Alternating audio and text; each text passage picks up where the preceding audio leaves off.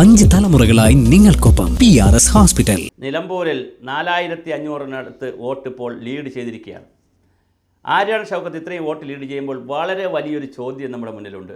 എവിടെയാണ് വികസിത കേരളം? രാജീവ് ചന്ദ്രശേഖരൻ്റെ വികസിത കേരളം, വികസിത മലപ്പുറം, വികസിത നിലമ്പൂർ. ആദ്യം സ്ഥാനാർത്ഥിയെ നിർത്താതെ BJP ഒരു പരീക്ഷണം നടത്താൻ നോക്കി. തദ്ദേശ ഭരണ സ്ഥാപനങ്ങളുടെ തെരഞ്ഞെടുപ്പും നിയമസഭാ തെരഞ്ഞെടുപ്പൊക്കെ വരുന്നത് കൊണ്ട് സ്ഥാനാർത്ഥിയെ നിർത്തണോ വേണ്ടുന്നൊരു കൺഫ്യൂഷൻ ഉണ്ടായിരുന്നു.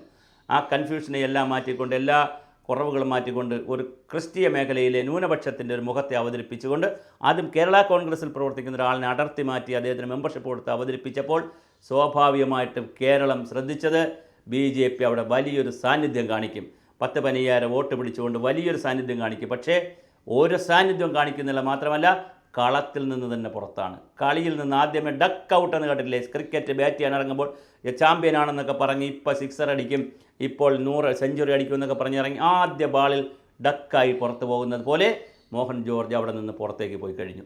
ഇനി അവിടെ ഒരു മത്സരം പോയിട്ട് ഒന്നിനും സാധ്യതയില്ല.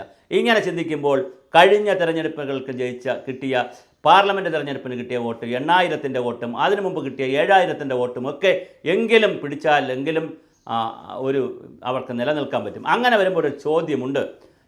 ഹിന്ദു വോട്ടുകളാണ് ഏറ്റവും കൂടുതൽ BJP RSS സംഘപരിവാർ വോട്ടുകളാണ് കിട്ടുന്നത്. 8000-ഓ 7000-ഓ 10000-ഓ വോട്ട് വരെ കിട്ടിയാലും അത് ക്രിസ്തീയ വോട്ടെന്ന് പറയാൻ കഴിയില്ല.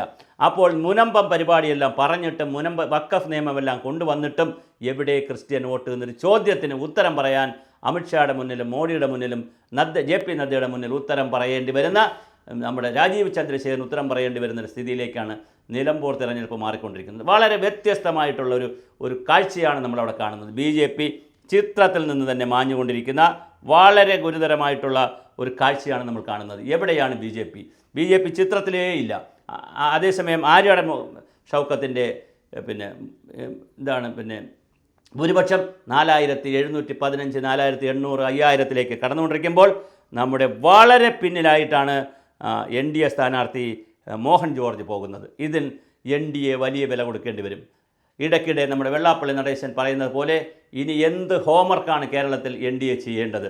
NDA എന്താണ്? BDJS അവിടെ സ്ഥാനാർത്ഥിയാകുമെന്ന് പറഞ്ഞു. BDJS അവിടെ സ്ഥാനാർത്ഥിയായില്ല. തുഷാർ വെള്ളാപ്പള്ളി അതിൽ നിന്ന് പിന്മാറി, അവിടെ സ്ഥാനാർത്ഥിയെ പ്രഖ്യാപിച്ചില്ല. അവസാനം വീണ്ടും ആര്യാടൻ ഷൗക്കത്ത് വീണ്ടും 100 വോട്ട് കൂടി പിടിച്ചുകൊണ്ട് 4800-ലേക്ക് പോയിരിക്കുന്നു. എന്തായാലും 6000-ലേക്ക് പോകുന്ന രീതിയിലാണ് ആര്യാടൻ ഷൗക്കത്ത് നിൽക്കുന്നത്.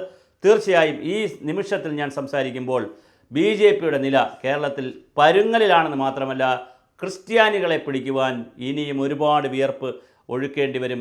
അങ്ങനെയൊന്നും കേരളത്തിലെ പരമ്പരാഗത ക്രിസ്ത്യാനികളുടെ വോട്ട്, അത് മലയോര കർഷകനായാലും തീരദേശ ക്രിസ്ത്യാനി ആയാലും ആരായാലും, അങ്ങനെ ക്രിസ്ത്യാനികളുടെ വോട്ട് ഒരു ജോർജ് കുര്യൻ വന്നതുകൊണ്ടോ, ഒരു അൽഫോൺസ് കണ്ണന്താനം വന്നതുകൊണ്ടോ, അല്ലെങ്കിൽ കുറേ PC ജോർജ് വന്നതുകൊണ്ടോ, അങ്ങനെ കുറേ നേതാക്കൾ ഇതിനകത്ത് വന്നതുകൊണ്ട് മാത്രം ശരാശരി സാധാരണ ക്രിസ്ത്യാനികളുടെ വോട്ട് താമരക്കിടിപ്പിക്കാൻ കഴിയുകയില്ല എന്നുള്ള വലിയ പാഠം, വലിയ എക്സസൈസ്, വലിയ ഇലക്ഷൻ പാഠം, വലിയ രാഷ്ട്രീയ പാഠം ഇനിയും രാജീവ് ചന്ദ്രശേഖർ പഠിക്കേണ്ടിയിരിക്കുന്നു. ഇനിയും ധാരാളം ഗ്രഹപാഠം ചെയ്തുകൊണ്ട് മാത്രമേ BJPക്ക് കേരളത്തിൽ ഭരണത്തിൽ വരുന്ന അവിടെ നിൽക്കട്ടെ എന്തെങ്കിലും സാന്നിധ്യം അറിയിക്കാൻ കഴിയുകയുള്ളൂ.